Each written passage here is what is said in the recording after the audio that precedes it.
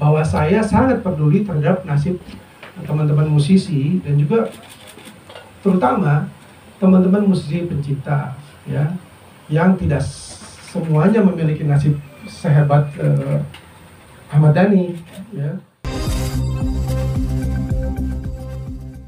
Soal apa yang terjadi sih sebenarnya sampai lu dibilang ya kan ini dipikiran jadinya lu ditempatkan sebagai orang yang melawan hukum kan kurang lebih. Iya. Mungkin lu bisa ceritain dulu posisinya gimana tuh. Jadi begini, terima kasih teman-teman semua untuk datang ke sini. Pertama, saya ingin bikin semacam disclaimer dulu ya. Saya ini bukan tipe orang yang melawan hukum. Saya bukan orang seperti itu. Kalaupun saya melawan hukum, saya akan mencoba memberikan saran dan merubah itu dengan konstruktif, tidak dengan melawan seperti itu, tidak. Nah, itu yang harus saya sampaikan. Yang kedua, bahwa saya sangat peduli terhadap nasib teman-teman musisi dan juga terutama teman-teman musisi pencipta, ya, yang tidak semuanya memiliki nasib sehebat Ahmad Dhani, ya. Banyak juga yang masih berjuang untuk mendapatkan royaltinya sesuai dengan sistem yang seharusnya berlaku. Itu yang harus saya klarifikasi. Bahkan saya juga membantu beberapa waktu lalu untuk memperjuangkan hak-hak pencipta yang sebenarnya kemarin itu ingin dihapus, ya, melalui gugatan label-label atau kelompok label tertentu, ya. Dan itu sudah kita menangkan dari sisi musisi dan pencipta, bahwa lagu-lagu yang sudah melewati masa itu kembali kepada pencipta, ya, untuk dieksploitasi. Itu konteksnya lain. Artinya saya ingin katakan bahwa saya peduli dengan teman-teman musisi dan pencipta dan masa depan kita semua. Kalau saya melihatnya begini ya, masalah ini sebetulnya ada di paling tidak dua sisi. Pertama, masalah hukum, ketidakpahaman akan ketentuan hukum positif, artinya hukum yang berlaku. Yang kedua adalah masalah yang bersifat lebih pribadi. Ada dua hal. Pertama, mungkin rasa tidak terpenuhinya fairness atau katakanlah keadilan gitu ya, atau yang kedua, masalah yang lebih pribadi lagi, sebaiknya nggak usah diungkap di sini. Jadi justru pengen tahu. Jadi sebenarnya masalahnya itu konstruksinya ya, masalah hukum, ya, peraturan dan aturan yang sebenarnya benar-benar berlaku. Yang kedua masalah soal ketidakpuasan terhadap penerapan hukum ini sendiri. Ya. Kalau lu mau nanya yang apa? Sebenarnya kan yang disinggung ada hak moral ya. Hak moral itu sebenarnya seperti apa sih, Cak? Tergantung mau lihat dari konteks mana. Kalau ya kita ngomong sebagai orang awam, masyarakat awam, mungkin akan menafsirkan hak moral itu ya hak yang berurusan dengan perasaan kita gitu ya. Lu pakai lagu gue, ya sepatasnya dong, lu bayar gua. Ya. Itu hak moral dalam konteks masyarakat biasa. Ya. Tapi dalam konteks undang-undang hak cipta, hak moral bukan seperti itu. Hak moral itu adalah hak yang melekat pada pencipta untuk namanya dicantumkan. Kemudian hak supaya ciptanya itu tidak dirubah seenaknya sehingga mendegradasi derajatnya gitu, atau dibikin lucu-lucuan dan sebagainya. Estetikanya ditatik sampai hancur luar biasa seperti itu. Itu dia punya hak moral. Ya. Itu namanya hak moral menurut konteks undang-undang. Ya. Jadi di mana kita melihatnya, gitu ya. Artinya kalau bicara hak moral, siapa sih? Emang ada disebutkan hak moral ya, Mas Dhani? Ya, mungkin dia ingin mengatakan yang pertama. Dia harusnya ngomong gitu. Ya, tapi dia sendiri nggak pernah ngomong dengan saya. Tiba-tiba dia memberikan teks, enggak, dulu pernah memberikan lewat lawyernya untuk manajemen saya membayar jumlah uang. Oh, tetap ditagih berarti. Tapi ketika diklarifikasi, dia bilang dia tidak menyuruh lawyer itu, ya, untuk menagih sejumlah uang, ya kan? Yang jumlahnya besar gitu. Untuk setiap lagu yang saya bawakan. ketika itu konteksnya sebelum JIS ya, sebelum Jakarta International Jakarta International Jakarta Stadion. ya apa yang main di stadion. Jadi memang saat itu ada pembicaraan atau hampir mengerucut kepada pembahasan soal sebenarnya lu maunya apa sih gitu kan. Cuma saat itu saya tanya ke manajemen saya, dia tidak ingin meneruskannya. Dia sudah mengerti bahwa ini semua melalui mekanisme LMKN. Saya sendiri teks kok. Ya. Dan ini melalui mekanisme LMKN dan aturan yang berlaku. Dan itu yang memang diatur oleh undang-undang hak cipta gitu ya Mas? Iya, tapi saya juga sebutkan ke Mas Dani gitu kalau bahwa saya terbuka sebagai pribadi, kita sebagai teman untuk bicara dalam konteks pertemanan. Tuh, saya ada catatannya gitu kan. Iya. Artinya tidak semerta-merta tertutup. Cuman memang kita ini belum ada kata sepakat di mana. Tapi sekali lagi aturan memang tidak seperti itu. Aturan yang ada adalah bahwa saya tidak bisa dipersalahkan seperti itu, apalagi dipidana. Karena saya kalau manggung itu membuat kontrak di mana IO yang bersangkutan itu, IO itu akan memiliki kewajiban untuk membayar royalti pada lembaga manajemen kolektif nasional, sehingga saya lepas dari tanggung jawab itu sebagai pengguna, gitu kan? Dan itu sudah berlangsung bertahun-tahun. Saya udah nggak tahu kapan, udah lama sekali. Dan itu selalu dicantumkan di kontrak. Selalu ada di situ. Jadi dari kacamata hukum positif, saya kira sulit untuk mengatakan bahwa saya ini dalam posisi yang bersalah. Ya. Dan yang perlu publik tahu, Pak ini Mas, dari undang-undang hak cipta gitu ya, kan dilarang. Padahal di undang-undang itu bunyinya seperti apa? Sebenarnya Mas, lu sebagai masyarakat kan harusnya memang dilindungi itu ya, boleh menggunakan hak ekonominya gitu. Terlepas lu dari lu penyanyi dewa atau tidak. Gimana tadi? Terlepas lu dari penyanyi dewa atau tidak, gitu kan? Setiap orang tuh boleh sebagai. Oh iya benar, Mbak.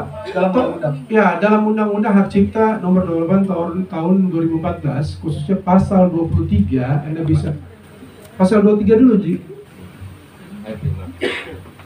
Pasal 87 ayat 23 ayat 5 ya.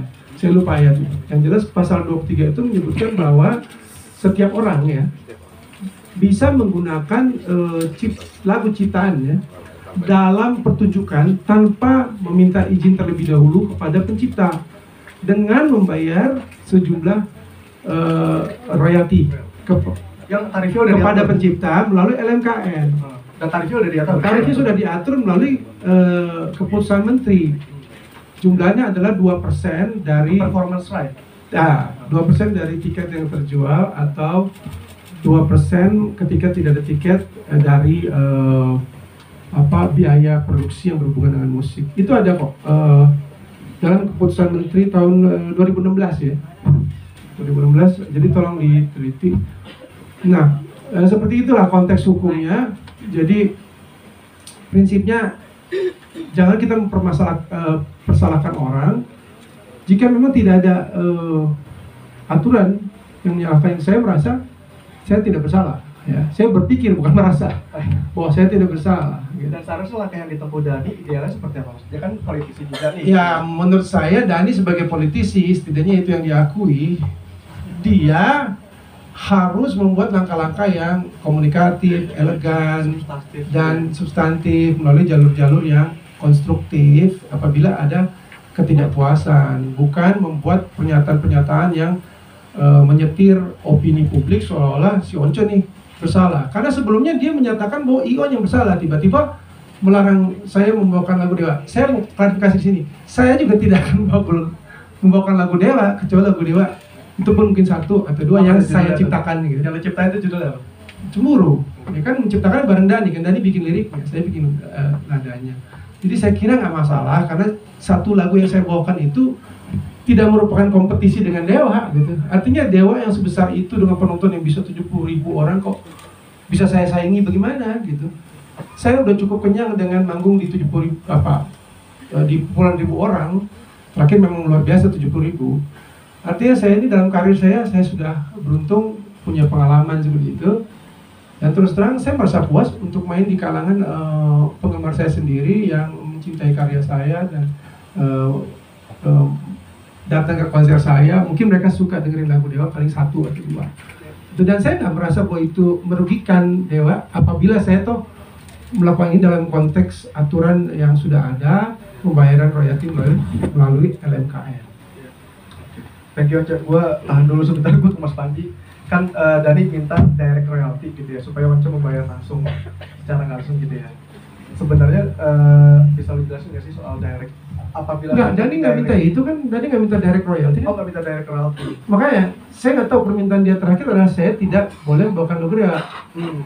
Setahu saya dia terakhir meminta untuk maksud saya dia setuju untuk pembayaran royalti melalui LMK, ya kan? Karena dia sendiri tergabung dalam WAMI, ya, seperti itu. Makanya kita agak kaget kenapa dia harus melarang saya untuk membawakan lagu Dewa gitu ya. Tadi kan kaitannya sama minta izin itu kan artinya juga ada perizinan langsung gitu. Nah, coba undang-undang mengaturnya itu kan dengan LMK gitu ya. Nah, apa yang terjadi jika itu dilakukan gitu Mas? Kalau misalkan ada direct izin gitu. Oke. Suaranya. Ya, terima kasih. Jadi waktu Once minta tolong saya untuk dampingin dia kasusnya, saya bilang, lu nggak butuh lawyer, Cek. Masalahnya gampang kok, ya kan?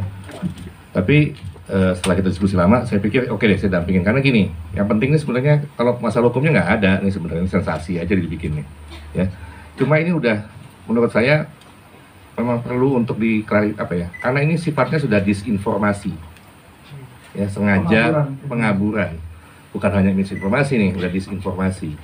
Seolah-olah Once bersalah, seolah-olah Once merasa lebih besar pada Dewa, gitu ya. Hingga kemudian fokuskan gitu. Serangannya bukan cuma jadi masalah hukum, jadi masalah personal juga kan, kelihatannya jadi begitu kan. Apakah IO nanti juga akan jadi gentar, akan jadi males gitu kan, itu kan juga bahaya itu buat Once. Kalau masalah hukumnya sederhana sekali, ya. Ini masalah pemahaman dari orang yang tidak paham. Undang-Undang Cipta itu memang memberikan hak kepada pencipta, ya, izin, itu benar, pasal 9. Perhatikan deh, pencipta-pencipta yang senang banget ngelarang orang gunain lagu pasti bilang pasal 9. Pasal 9 itu memang pasal untuk izin, jadi ada 9 hak pencipta. Kalau Anda pencipta, Anda punya hak untuk menerjemahkan karyanya gitu kan, kalau buku ya, mengadaptasi, kalau musik, mengaransemen, itu hak ekonomi Anda sendiri, Anda boleh sendiri. Jadi kalau saya punya lagu, ngasih ke saya gitu, coba gua bikin musikal ya, boleh berapa? 200 juta, itu mesti bayar. Tarifnya dia sendiri nentuin, nggak ada lembaga lain gitu. Cek, lagu lo gue ganti liriknya ya, bahasa Inggris, oke, berapa? 1 juta gitu, ya udah, kita bayar. Itu hubungan antara si pencipta dengan yang ketiga, boleh langsung. 8 hak tuh. Kemudian ada 1 hak, namanya apa? Hak pengumuman, ya, penampilan di muka umum dengan komersial. Nah, penampilan ini si pencipta lagu nggak bisa langsung ya dapat hasilnya. Dia harus tergabung di LMK, lembaga manajemen. Kenapa harus diatur seperti itu? Kalau nggak kacau balau. Ya, ada warung nih, kios jam 3. Ahmad Dhani datang minta duit jam 4. Karena lagunya diputar di iya, kan? Siapa? Slang datang. Tiap orang minta dimainin, sorry. Dimainin gitu ya. Semua orang minta lagu sendiri-sendiri kan. Yang punya kafe kan kapan kerjanya kan? Bayar terus. Udah gitu tarifnya sendiri-sendiri. Makanya kalau mau dapat duit royalti dari performing, ya undang-undang bilang harus ikut LMK. Dan kita tuh udah ada banyak LMK kan? Ada 11 LMK. LMK 11 terus dibikin namanya LMKM. Gitu. Jadi setiap orang yang mau dapat duit dari royalti kalau lagunya dimainin di muka umum, konser, ya apalah segala macam, itu dia harus masuk di LMK. Nanti LMK yang mungut duitnya dari para penyelenggara. Nanti LMK baru bayar ke si pencipta. Itu mekanismenya, ya, atur. Nah, itu kan cuma soal royalti, pasti nanya gitu dong teman-teman. Izin gimana? Enggak termasuk izinnya. Jadi waktu si pencipta ngasih surat kuasa ke LMK buat mengut royalti, dia kan udah ngasih izin lagu itu diputar, iya nggak? Gimana lagu bisa diputar kalau lagu yang nggak dimainin dulu? Jadi artinya kalau pencipta ya nggak mau lagunya dimainin, jangan bikin lagu. Itu aturannya. Nah, ini bukan penafsiran saya, karena pasal 23 ayat 5 jelas bilang setiap orang dapat melakukan penggunaan secara komersial ciptaan dalam suatu pertunjukan tanpa meminta izin terlebih dahulu kepada pencipta dengan membayar imbalan. Ya, jadi pasal 9 bilang harus izin, pasal 23 bilang tidak memerlukan izin kalau untuk performing. Ya. Jadi sifatnya Jadi itu yang pasal 9 khusus, umum, pasal 9 khusus. Kan hukum ada yang gitu kan? Jadi gini misalnya, kita bikin aturan makan malam setiap hari nggak boleh lebih dari jam 7 malam.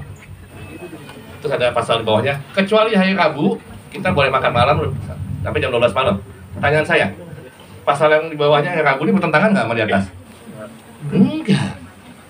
Cuma dia perkecualian. Nah, perkecualian itu untuk apa? Untuk performing. Yang 2% tadi itu. 2% tadi. Dan jadi kalau orang cuma baca pasal 9 itu diulang-ulang, kita punya hak mutlak segala macam, tapi kalau mau baca pasal 23, nggak mau pasal 8, sesatlah dia. Kalau kita baca undang-undang kayak atau baca kitab suci nggak lengkap, ya sesat lah kita, jadi ekstremis lah kita. Ini yang terjadi. Jadi masalahnya sederhana sekali. Apakah Once bersalah? Ya baca undang-undang yang benar dong. Gitu. Once kan nyanyiin lagu, nggak perlu izin. Pasal 23 udah ada kok. kecuali gini, kecuali itu kalau aku gandain ya, Ya, kopi, kopi ya itu nggak boleh, itu lain. Kalau Ya, performing lanjutkan. boleh. Perlu izin apa enggak? Enggak. Gitu. Terus boleh kan dia ngelarang? Kayak kalau dia nggak larang, kayak lagunya nggak dimasukin ke MK atau Jadi memang begitu hukumnya. Jadi jangan karena dia nggak ngerti, dia nggak suka, terus dia bikin hukum sendiri. Kalau memang dia nggak terima dengan pasal 23 ayat 5 ini, pasal 87 ini, ya ke MK aja batalin. Ya, Jadi tapi, review ya? jangan Anda nggak paham hukum, ya, terus Anda nggak suka sama hukumnya, Anda nyalain Once, Anda nyalain Eko. Dan menurut lu nih yang dilakukan Dani intimidatif nggak? Karena yang dilarang spesifik cuma buat perform doang. Ya kita sih tadinya ketawa-ketawa aja ya, karena kita kan tahu ya ada orang-orang yang memang suka sensasi gitu ya. Tapi kalau dari Once sih, justru tanya Once, Cok, intimidatif nggak Cok? Atau udah ada belum IO yang nggak jadi atau gimana? Nggak tahu. Impact-nya dari situ ya. Mungkin lebih selanjutnya. Ya belum tahu kan, ini kan relatif baru ya. Nanti saya lihat ya, mungkin kalau ada IO yang jadi khawatir ya kita lihat saja nanti gimana. Mungkin kita mesti kasih pemahaman bahwa saya akan bawakan lagu paling banyak cuma satu. Lagu itu pun saya ikut menciptakan.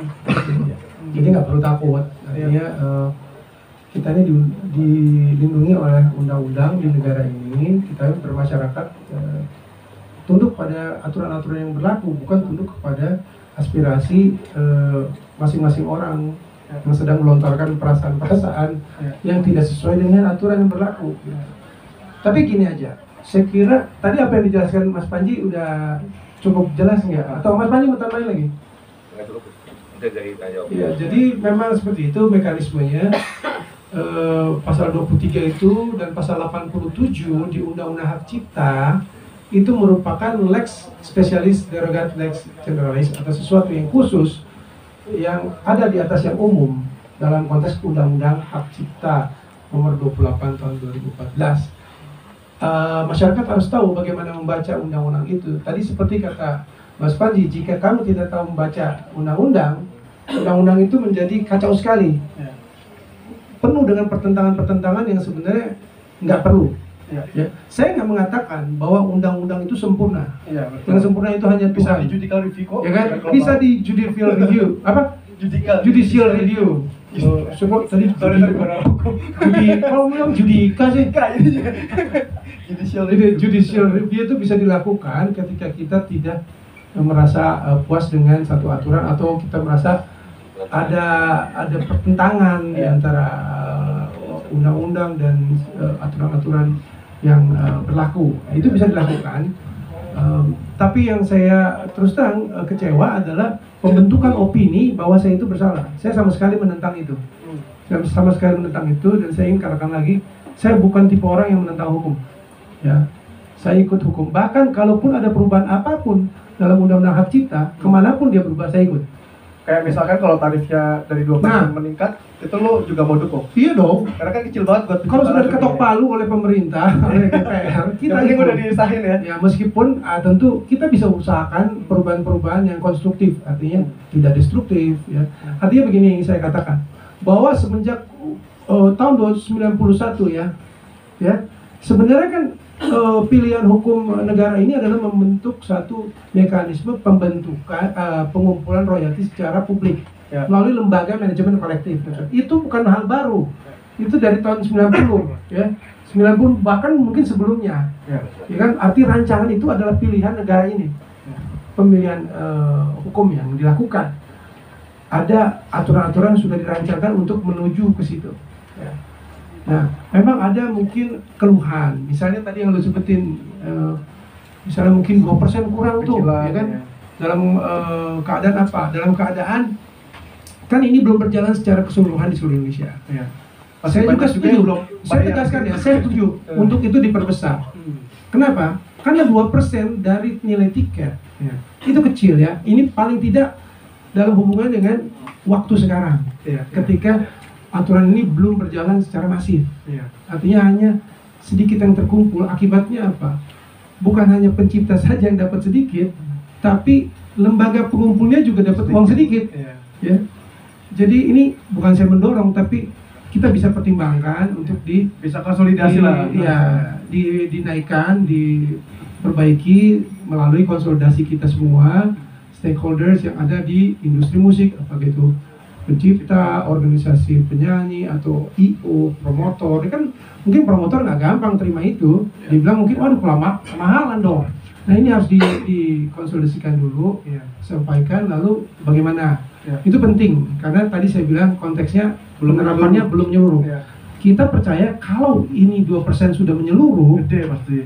apa yang didapatkan oleh pencipta itu jauh lebih besar karena Indonesia tuh punya 200 berapa? 60 juta ya. Iya. Pengumpulan royalti musik itu lewat pertunjukan lagu ya, termasuk dalamnya penggunaannya di karaoke, di TV dan sebagainya. Itu saya tahu cuma kurang dari 100 M ya, mungkin nggak nyampe 80 ya, sekitar 80. Itu pun yang saya tahu ya, kebanyakan hanya melalui karaoke itu yang paling banyak memberikan kontribusi karena bisnis mereka berhubungan dengan lagu. Tapi artinya yang ingin saya katakan ada potensi besar ya jika kita ini nggak pecah belah begitu dalam merancang satu konstruksi hukum yang tertib dan bagus dan fair untuk semua. Ya itu aja ini saya katakan. Jadi teman-teman yang merasa mungkin ini ada yang harus dirubah, ayo kita bicarakan sama-sama konstruksi hukumnya, kita sampaikan apa sih yang perlu dirubah. Tapi ingat, setiap pilihan hukum yang kita ambil itu memiliki konsekuensi. Kalau ada penagihan secara pribadi-pribadi kepada penyanyi, yang bisa terjadi adalah kita akan kekurangan penyanyi bagus. Ya, karena takut ya udah. Karena takut dengan tagihan yang akan dilakukan oleh pencipta. Lagi Demikian juga dia akan akhirnya mencoba membawakan lagunya sendiri, yang mungkin nggak sebagus daripada kalau temennya yang pencipta itu yang membuat. Nah si pencipta juga karena nggak temenan sama penyanyi, dia akan membawakan sendiri lagunya gitu kan.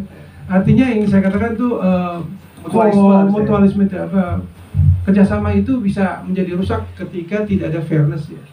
Hari ini kalau ada ketidakpuasan, saya sekali lagi bisa mengerti ya, saya bisa mengerti, tapi ingin mengajak semua teman-teman pencipta lagu, musisi untuk duduk bersama, bicara bersama secara konstruktif ya, bukan dengan cara-cara yang agitatif dan membutuhkan opini seolah-olah temannya sendiri salah dan sebagainya gitu ya. Menurut saya itu kurang dewasa seperti itu. Tadi kan Cak di awal lo udah mention kalau manajemen tuh selalu membubuhkan di kontrak itu mewajibkan lo untuk membayar. Ada bukti yang bisa ditunjukin nggak Cak? Selalu dalam kontrak-kontrak saya kan ada pasal-pasal bahwa ini apa nih kontrak nih? Bukti ininya. Oh ya ada kontrak-kontrak kalau ada IO yang mengenal saya bahwa mereka itu dalam pasal-pasalnya kontrak kami, IO atau penyelenggara show itu akan bertanggung jawab terhadap royalti yang dibebankan atas lagu-lagu yang ada di situ. Artinya itu tidak merupakan kewajiban saya. Itu sudah lama Bisa ditunjukin ke teman-teman media, Mas Anja. Jadi ada berupa sertifikat. Itu ya. Sebenarnya kalau ini sebenarnya hanya tambahan saja. Iya.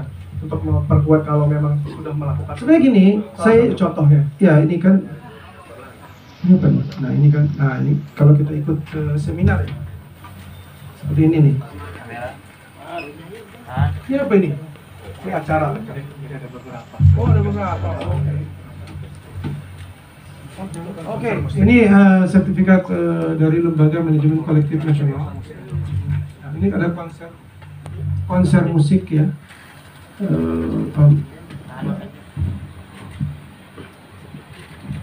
Ya, seperti ini bentuk daripada. Jadi bukan ditaksi ya, melainkan kalau udah dibayar dikasih sertifikat. Dikasih sertifikat seperti ini. Jadi ini sertifikat terbitan daripada Lembaga Manajemen Kolektif Nasional. Sebenarnya saya tuh nggak perlu, maksudnya segitu rajinnya mengatur-ngatur semua maksudnya membantu kerja. Artinya kalau saya mau merem aja, ya ini kewajiban daripada event organizer. Cuman karena saya peduli, saya pikir kami juga harus ikut bantu ya semuanya dengan memberikan informasi tentang I.O, contact person, lalu kemudian lagu-lagu yang dimainkan itu kepada LMKN. Saya berharap ada kerjasama yang bagus dari semua stakeholders atau pihak-pihak I.O, organisasi artis, pimpinan manajer-manajer artis itu untuk saling bertukar informasi agar proses pengumpulan royalti ini berjalan lebih cepat, lebih bagus karena kita punya potensi besar. Oke.